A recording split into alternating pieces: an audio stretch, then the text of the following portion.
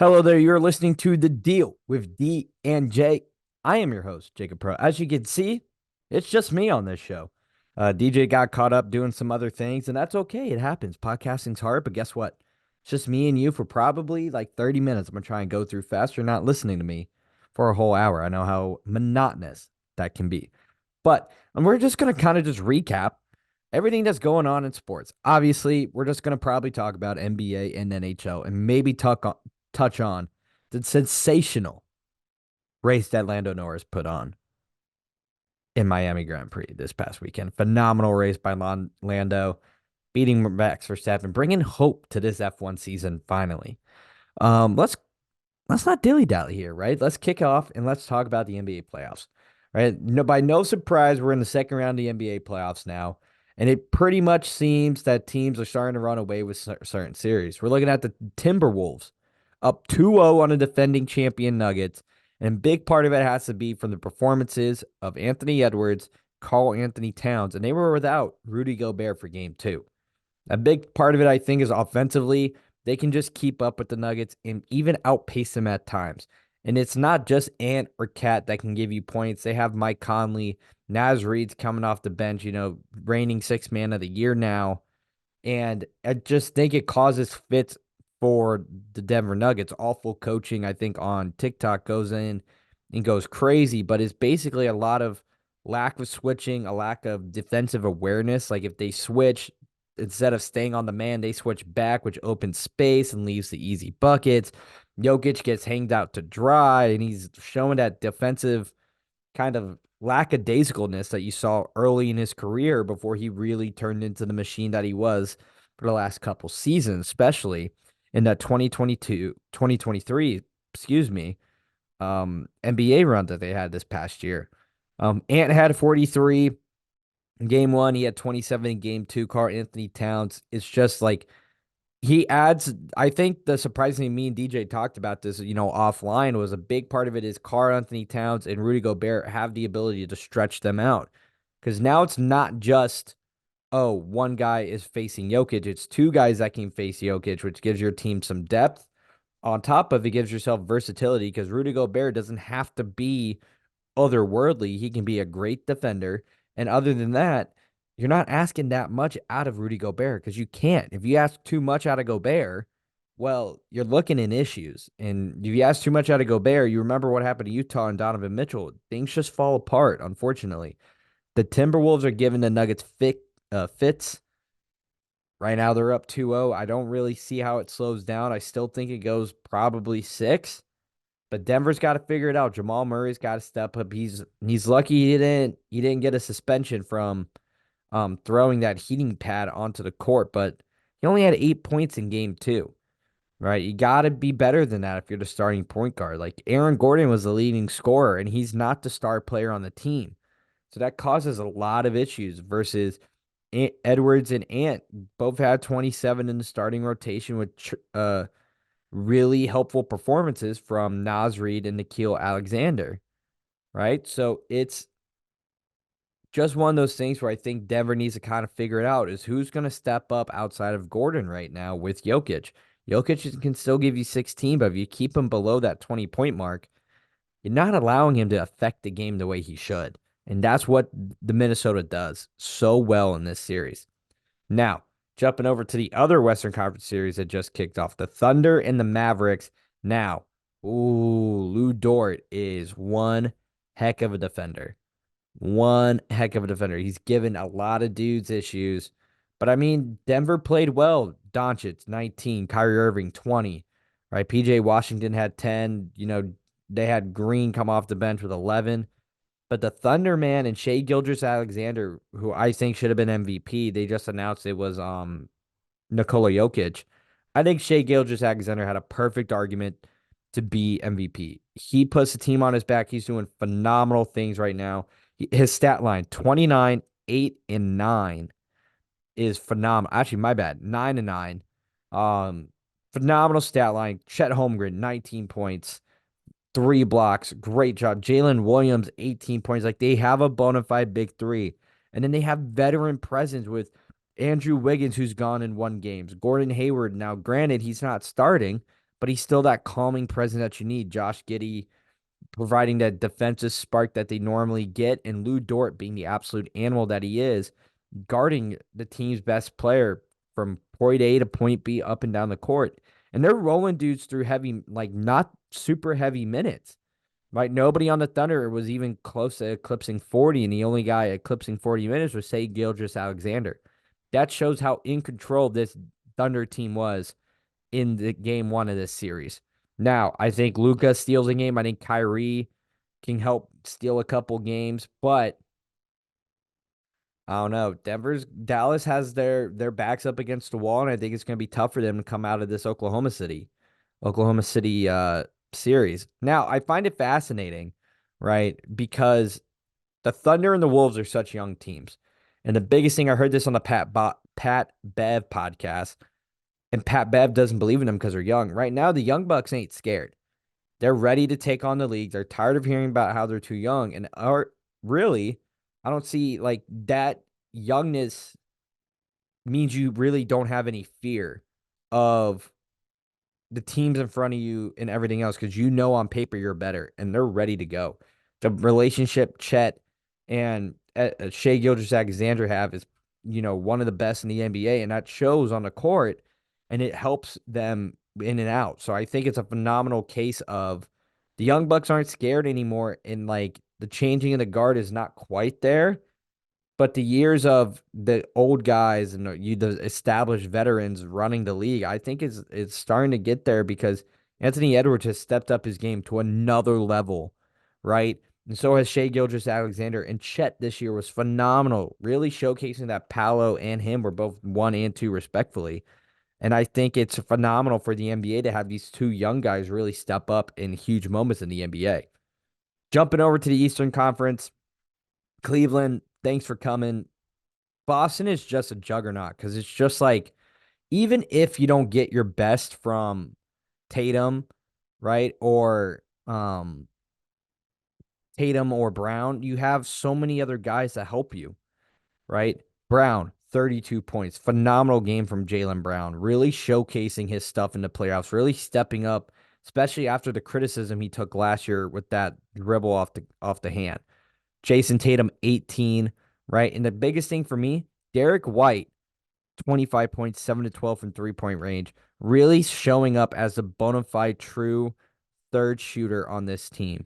Now, I think besides Derek White, Peyton Pritchard really gives him phenomenal minutes and depth in the point guard position. 4 of 10 from 3-point range, 16 points off the bench. Cornette really helps them, and Hauser really can service them in areas as well, even if this game he had 0 points, but he had a plus 22 point differential. So he had the highest point differential on the team. Now, when you're going and looking at Cleveland, Donovan Mitchell, 33 points. Phenomenal game. And now, granted, they had 4 starters in double digits, but it's Garland, 14, Mobley, 17, and Okoro with 11. And Donovan Mitchell's trying to put the team on his back, but it's tough right now. It's hard when you're trying to go toe to toe with a team that is just going to outmotor you or really take the game away in a long span, right? And I think that's just tough when you shoot 26% from 3-point range opposed to Boston shooting 39. And I think it's, with Cleveland, while Darius Garland gave you 14, I don't think he played his best game. 2 of 8 from 3-point range, right? Max Strus was 1 of 5. And you're not getting, like, you got guys going 35, 36 minutes, and Max Strus only has 5 points in 35 minutes on the court. LeVert, 26 minutes on the court, only 4 points. So if we're going to be on the court, we got to be able to produce. And I think Cleveland's having the issue of producing, but it also, I think, calls credit to how good Boston's defense is in lieu with that. I think Tatum having an off game is fine, but because Tatum eventually is going to just take over a game, right? Jaylen Brown, I think they're showcasing that the right decision was to re-sign him because now the depth that they have is insane with Derek White, excuse me, really coming into that bona fide point guard role that he's kind of assuming. And Al Horford really taking it easy, subbing in for KP while he's on the injured list. Again, Cleveland, thanks for coming. Boston is just a head full of steam. I really don't see anybody stopping these Celtics. They might lose a game, but in all honesty, I really don't see it outside of maybe one game. And it's tough because the Cavs are really good, but Boston is just that much better, and we're really seeing it in these playoffs. Final series we're going to kind of touch upon is the Pacers and the Knicks. The Knicks kept game one in a sloppy ref fest of a game. Not the best game by the refs. Really sloppy, really terrible by both parties. Now here's what I like. Here's my thing, right? As you can see on my shirt, Villanova, used to work there, love the people there, phenomenal university, even better people. Like met Jalen Brunson briefly while I was there. He's a phenomenal guy. Um, Jalen Brunson's that guy. And this Knicks team knew that getting together those three Villanova guys, they just have so much chemistry and they just know what it takes to win because they won a championship together in 2018. I believe 2016, but I'm not sure about DiVincenzo on that team. But 2018, they definitely won together.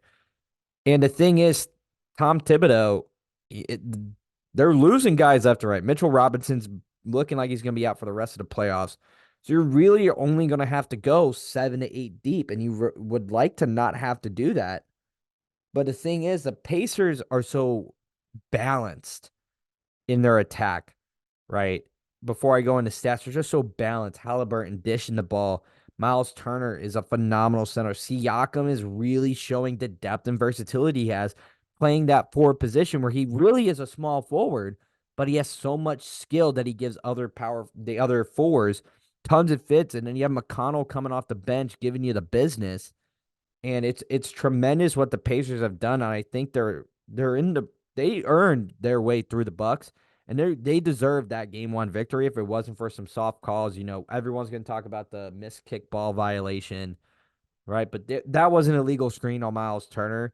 But it's just like it's just tough when you're in Madison Square Garden to not have the Knicks have that. Like MSG and TD Garden are true home court advantages for the Boston Celtics and for the New York Knicks because refs ref the game differently in tight situations to favor the home team.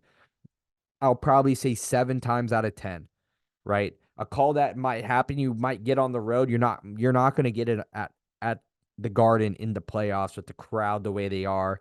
And they're so rabid, especially with MSG basically going back and forth between the Knicks and the Rangers, who we will dive into in a little bit. But the Knicks, man, I'll tell you what, Tom Thibodeau knows what he got, and he's just going to ride it. 43 points from Jalen Brunson. Absolute phenomenal performance. 100% from the free throw line, 14 to 26 from the field. He's so shifty, so crafty. OG Anunoby, 13 points. Hartenstein, 13. Josh Hart, DiVincenzo, 24 and 25. 5 and 9 from 3-point range from DiVincenzo. Josh Hart with a huge 3-pointer, right? And he's just a dog on the glass. 13 rebounds, absolute dog on the glass. And here's the thing. The Pacers had incredible depth in rotation as well, right? I think only 3 guys didn't get double digits in this game, and that's, Halliburton only had 6, and Jackson and Shepard only had 8. 19 from Siakam, 12 from Naismith, 23 from Turner. Nebhard had 11. 12 from Toppin, and 18 from McConnell. I think this series goes 7. I think the Knicks are in for a tough one. And I'd be shocked to see anything other than 7 or 6 from this series. Now, gonna take a little break here. This show, we talk about football a lot. And I know we're doing a little bit different here when I'm normally on. That's fine. That's cool. But there's nothing better than where we are right now. NBA playoffs and NHL playoffs. Where I'm in Massachusetts, every night it's either the B's or the C's, right? And by no means am I a Boston fan, but man, when it's tough living in a state and everybody loves the teams, it's hard to not watch and be like, well, I want to talk to these people about it. And, obviously, shout out my guy Jeremiah Wilson, working for the Celtics, but there's just a buzz when the playoffs are around and both teams are successful. And it's a really, really fun time. When you're really into these sports, it's phenomenal to see kind of what's going on. Now, let's talk a little NHL playoffs. My goodness, have we started out with bangers, right? I will touch upon the Bruins and Maple Leafs at the end of recapping the second round here, but my goodness, we are in for a phenomenal series. Rangers, Hurricanes, game one goes to the Rangers by pretty easily. They out dominated the Hurricanes. Both teams kind of have to shake off some rust being out for prolonged periods of time. But game two was a certified classic banger. 3-3 goes to double OT. Absolute no team wants to give it up. Igor Shesterkin puts on a absolute masterclass of goaltending. 54 saves in the win with Vinny Trocheck going 5-hole on Freddie Anderson to get the win. That photo, which I'm going to insert in this video of him celebrating with the fans with his face turned at as his teammates mob him. That's what playoff hockey's about. Now, granted, I think the Hurricanes got screwed in game two. I felt like that cross check just wasn't enough to really call that in that moment. Unfortunately, it didn't go the Hurricanes' way. Again, you're in Madison Square Garden. Calls are just not going to go your way. I don't know how Trouba doesn't get teed up. I know he missed the hit, but he was going to decapitate. I believe it was Gensel on that hit. That dude he's lucky Trouba slipped, but Rangers, they're just a wagon right now. I think Zibanejad has really increased this game right now, especially on the 5-on-5, where he only had 8 5-on-5 goals in the regular season. Right. Obviously, you know about the Breadman, Panarin, Adam Fox is fantastic, but they just have so much depth. You're looking at Vinny Trocheck, right? And you still have Lafreniere and Capo Caco. But now you add Matt Rempe into the fold, and Matt Rempe is a Pat Maroon type-esque, like on the Lightning and Blues teams. If you were going to try and get physical, they have a guy that will dish it and punish you for trying to be physical. Now, on the Hurricane side, Jake Gensel was 100% the right trade to do. He has showed up big time for this team, coming up in big moments, right? Svechnikov has to get reamed for taking out Shesterkin. And Freddie Anderson is playing on top of his game right now. I think he's playing some of the best hockey. Unfortunately, they're just running into a hot team in the Rangers. And unfortunately for Freddie, he's going to get up against arguably a top 3 goalie in Igor Shesterkin, especially in the playoffs, where I think that was his 29th consecutive game without giving up 3 or more goals in the playoffs. So, Shesterkin can beat teams and the offense can beat teams. So, if you have both teams working in tandem like that, it's hard to beat the New York Rangers. We're not their best on best. Now, Panthers, Bruins. Bruins are a little bit in a flow right now. My goodness, this is when playoff hockey gets dangerous. When they're in survival mode, they've been basically playing games back to back to back to back. Now going into this series after they went game 7 with the Leafs, now game 1. And I think the Panthers, what I think the Bruins have beautifully added with adding Maroon and adding some of these guys, and they changed the kind of the way they play, is we're going to be a little bit more physical and take it to the Panthers, because I think that's what happened to them last year. They just got out physicaled by this Panthers team, and this Panthers team really was well rested, only going 5 games against Tampa. But also, you're looking at a team where the physicality is there, but they're trying to be skilled. They weren't pushed that hard in that game against Tampa, where Tampa normally is very, very physical with teams. And the biggest kicker of it all, obviously, we know about Lori or Lori, however you pronounce his name, but the absolute snip show to really kicked off things for the Bruins, right, is that their depth is starting to come through on like regular entry-level contracts. We're talking about Lori. Brazo is a huge factor in this game besides Coyle and Zaka and, really in Geeky trying to really make this thing go. And McAvoy really is trying to play his best game, but the defense with Shattenkirk and Carlo has all really stepped up. Congratulations to Brandon Carlo for having a kid as well. Baby bump. But Jeremy Swayman can steal this series. Come back to this video when the Bruins do win this series, because I think they win in 6 right now. Minus game 2 is going on, but I think they win in 6. I think they won it. I think they're going to run into a buzzsaw on the Rangers, but the Bruins and Jeremy Swayman, Linus Ullmark is done. He's done for it. He's not it. He's getting traded this offseason because Jeremy Swayman has taken the net. It's his net. No one's taking it from Jeremy Swayman. He is playing out of his mind bonkers right now. He is so good. He's easily becoming one of my favorite goalies I've watched in recent memory. Obviously, I love Binnington in that 2019 run, but Swayman right now is just on another level of just playing goalie right now. He is so good in net, and he, I think, is going to steal this series for the Bruins. I think he's at that level. I think now knowing it's his net, knowing that he's the guy, I think just turn the switch for him. Just turn the switch. Dallas and Colorado, my goodness. What a game last night. What a game last night. 3-3 going into overtime, right? Dallas goes up big, goes up 3-1. And then obviously that's next thing you know, Colorado scores 4 unanswered, I believe. And they win in overtime. Unbelievable game. McKinnon ties it up in the third. Miles Wood. I think this Colorado team, if Georgiev is playing what he's doing, which is playing consistent, this Colorado team is dangerous because they're firing on all cylinders. Everyone's contributing. Versus last year, they just didn't have it, but this year they do. Where Makar is otherworldly. Like I think Makar is easily the best defenseman in the world right now. It's not even close, honestly. I think it's like he is so good, just on his edges and just what he sees and then where he can, rifle a puck in there. UMass guy, and I think McKinnon obviously is huge. Rantanen's huge. I'm a huge fan of Nick Chuskin and Ross Colton. Um, and the depth that they have with Miles Wood, obviously Parisi and the defense of Manson, Taves. Gosh, I'm blanking on him. Gerard.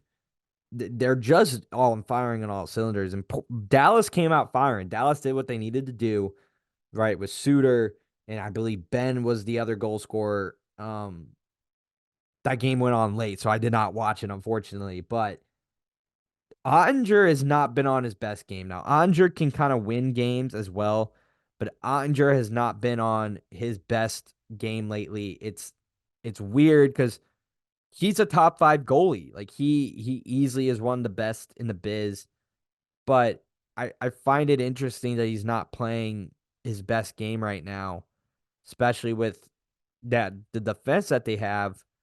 And, I just think I think he's a little bit of a liability going for this team going into this series. And it's like the Dallas Stars have a great lineup, right? Sam Steele, Stankoven, Robertson, Pavelski, Johnson's a stud. Hintz has been phenomenal, right? Duchesne and Ben have done everything they need to do, right? And then Tanev, Suter, Lindell, Heiskanen, Harley, like all these guys are really stepping up. And Jake Onger again with a sub 90% save percentage. And Georgiev again wasn't phenomenal either, but Georgiev gets the win, and against this team. And I think it's tough. The guy I was missing is Middlestat. He adds such great depth, very similar to a Nazem Kadri, but man, this series I think will go 6 or 7. I think Dallas being in that long grind of a series against Vegas really shows that they can do it. I think with that already kind of under their belt, this series is going to go 6 or 7. I think Colorado ekes it out, but my goodness, what a game that was last night. As we're speaking right now, it's 2-1 Panthers. Like I said, I think it goes 6. I think Boston still survives this series, but I'm not surprised that they don't. Florida has it all going with Barkov, Reinhart, and Bravovsky. Final series I want to touch upon before we talk a little F1, and then we'll end the show here. Oilers Canucks. This series is going to be great. Canucks is a phenomenal fan base. They've been waiting a long time for this.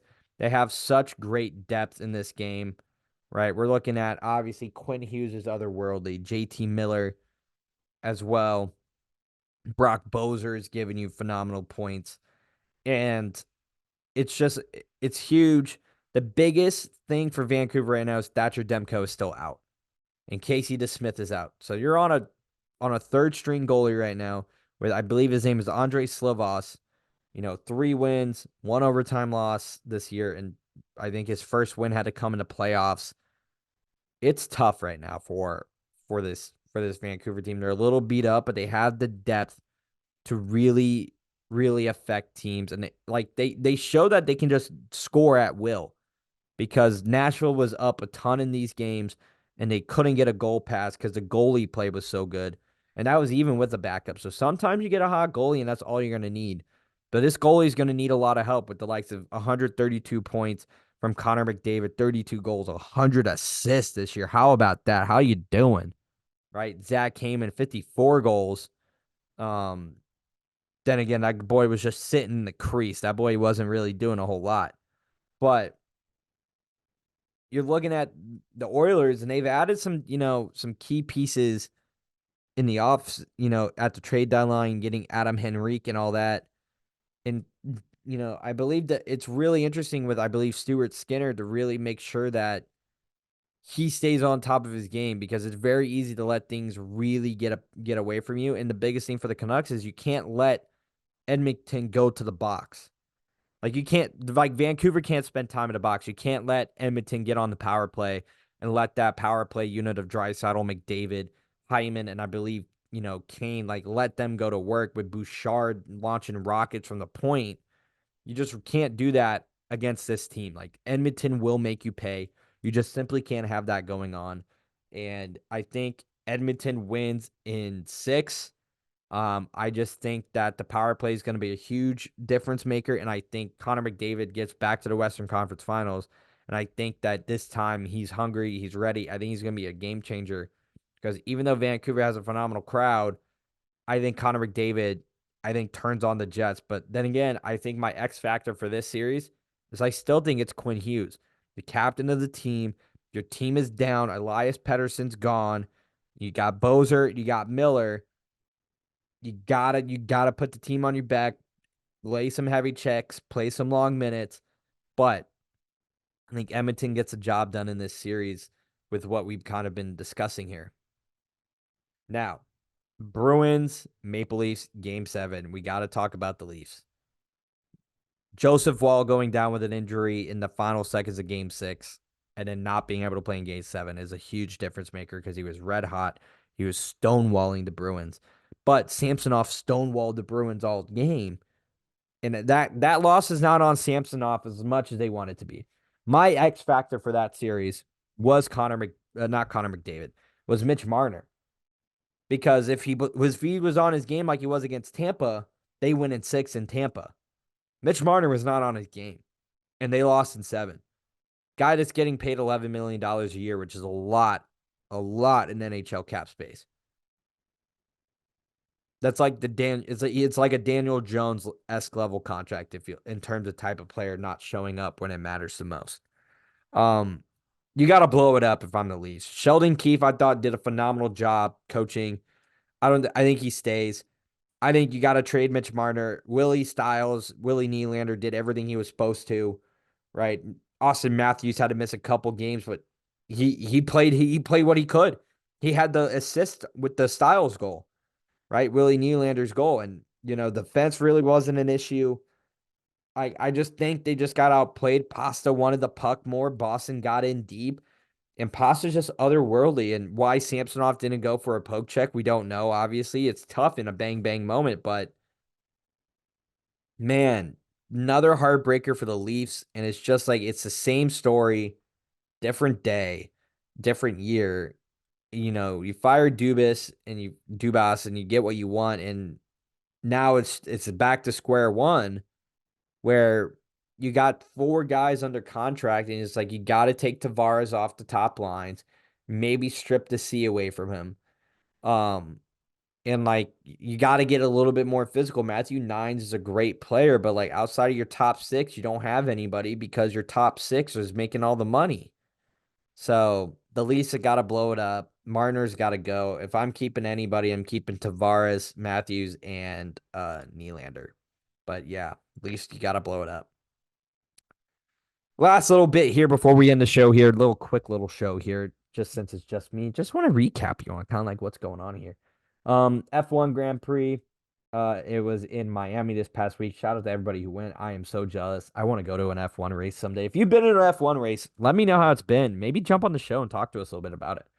But phenomenal race.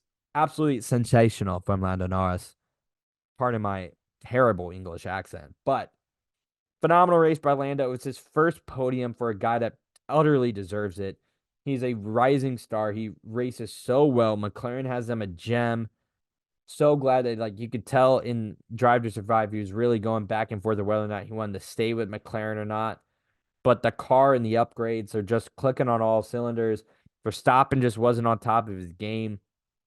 And McLaren and Lando Norris finally get a win together. And that's Champagne Slam on the podium was so beautiful to see. You could see how happy everybody was for him. Lewis Hamilton was so happy for him, right? Just like everybody was happy for Lando, and I think it could have gone nobody better, right?